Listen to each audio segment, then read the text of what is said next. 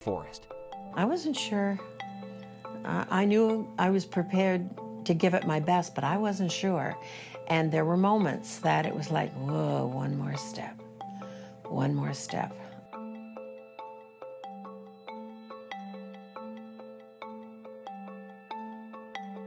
Okay, right now, we are literally climbing uphill through underbrush. And right now, honestly, I'd like to give up. I had this dread, and I remember thinking to myself, you did it, but could you do it again?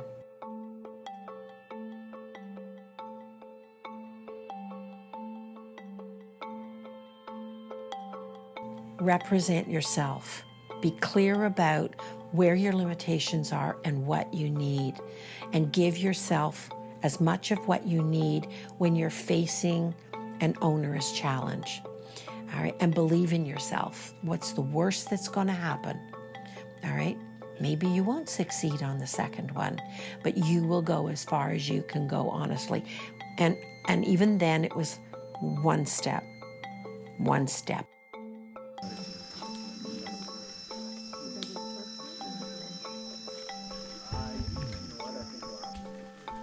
Somebody turned around and they went, "Don't move." And I went, "Why?" And they said, "Right behind you."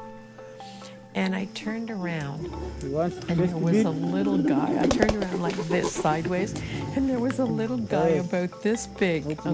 We are so like each other. We really are.